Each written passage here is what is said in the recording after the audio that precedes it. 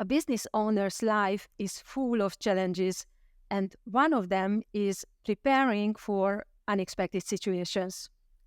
What happens if we lose our income overnight? This is where the A-kasse can help.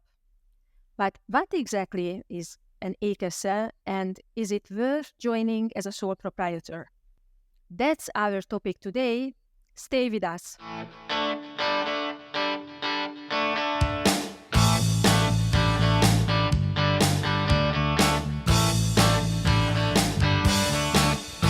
Welcome to the Business Lessons in Denmark podcast. I'm Rezső and I'll be talking to Katalin Balog, the owner of the accounting firm Cool Accounts ApS. Hi Kati, how are you today? Hi Rezső, I'm very well, thank you. What about you? Not much, everything's going well. Except I ran into something last week that I thought we should discuss. Oh, and what is it? Well, I just met a friend last week. We talked for a bit and he mentioned that he pays for A-kasse. This got me thinking about what exactly it is and whether it makes sense for me as a sole proprietor to consider it since my friend is an employee. Well, an A-kasse or unemployment fund is a form of insurance in Denmark that provides help when someone becomes unemployed. And the good news is it's also available for sole proprietors. So basically, this is useful for people who get laid off, for example, due to downsizing and to ensure they are not left without help. Yeah, exactly. It works like insurance. You pay continuously while things are going well, but if something happens, they pay you. If you are an A-kasse member and lose your job, you can receive a monthly allowance for a period, usually 2 years, called dagpenge in Danish. Dagpenge, does that mean daily money in English? Yes. Literally, it means daily money, but it is actually paid monthly. I'm not sure what the exact English equivalent would be, so let's just call it unemployment benefit. The main thing is that you won't be left without income during the tough period of unemployment while you are looking for a new job. In addition, your A-kasse also helps you find new work. But since I'm a business owner, I'm not at risk of being fired, as I won't fire myself. No. So there are days when I'm not satisfied with my performance, but I always realize I'm still the right person for the job. That's good. Yeah, but the thing is that just because you are your own boss doesn't mean you always have income. You never know what might happen. Take the COVID-19 pandemic, for example, when many businesses were suddenly shut down. Even without such a massive event, statistics show that only less than half of new companies survive their first 5 years. So having an insurance like A-kasse could be useful. Yeah, I totally agree. That's a fair point. But could you tell me how could I join an A-kasse? First, you need to choose an A-kasse. Oh, are there many? Yeah, actually there are many A-kasses, usually connected to trade unions. So unions usually have their own A-kasse. There are the traditional unions that specialize in certain sectors, like engineers, service workers, such as cleaners, hospitality staff. Then there is a union for teachers, nurses, and so on. Then there are the so-called yellow unions, which aren't for a particular profession, but are characterized by being cheaper. Cheaper. That is my favorite, Mac. That sounds good. That's what I need. Well, the lower cost refers more to union fees.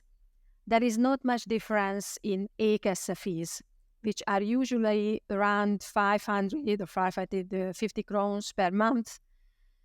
If you want to be both a union and an A-kasse member, then price could vary quite a lot depending on your choice. But if you are only interested in an A-kasse membership, then the price will not play a big role. And then what should I base my decision on? It's important to consider that A-kasse helps with job hunting as well. So it's worth joining one that's likely to offer the best professional support, advice, and connections when you need it. I see. So I probably shouldn't choose the nurses A-kasse. Because, as an engineer and photographer, it would make more sense to belong to a community that fits my field. Yeah, exactly. Well, technically, you could join the nurses A-kasse and they would still pay you dagpengar, but they specialize in helping healthcare workers find jobs. Actually, there is also an A-kasse specifically for business owners, by the way. So that or the engineer's A-kasse would probably be the best choice for you. Okay, makes sense. But you told me about the monthly fee. I think 550 Danish crowns doesn't seem like a lot. No, it's affordable for most people. And you can also get a tax deduction for it, which means it will end up costing you around 350, 370 crowns per month. Well, that's even better. By the way, are there any special conditions for joining as a business owner? Yes. In order to qualify for the benefits from an A-kasse, your business needs to be run for profit and you must work in it yourself. So, if you just own a business but don't work in it, you will not be eligible for the benefits from an A-kasse. Okay, so if someone is just like a silent partner, meaning they own a business but don't work in it, that's not enough. I understand. Well, I have a sole proprietorship and I work in it myself, so I meet this requirement. Yeah. Is there anything else? Yes, you need to meet two other conditions. In the past 3 years, you must have earned a certain income, which in 2024 is 263,232 Danish crowns, and you also have to officially close your business. Oh, I have to close my business. That's tough. Yes. Typically, you have to close your business unless your A-kasse allows you to continue operating it as a side activity. In that case, you don't have to close it, but you can only work very limited hours, typically no more than 10-15 hours a week, while still being considered a job seeker.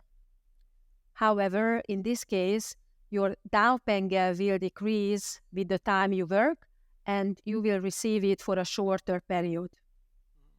Okay, that doesn't sound so bad, so it's fine. One more thing, can the A-kasse fee be deducted in my company as a business expense? No, it can't be deducted as a business expense, but you will get the tax-based deduction I mentioned earlier, which is, in the end, achieves the same. So your tax base will be reduced by the amount of the membership fee you pay. I see. Well, this is very good news, Kati. Thanks for the advice. I will definitely consider joining an A-kasse after today's talk, and it really sounds like a good idea. Yeah, I think so too.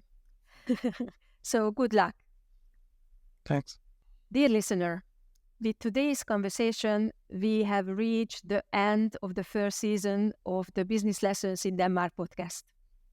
Starting next week, we'll be launching a refreshed second season straight from the Cool Accounts studio.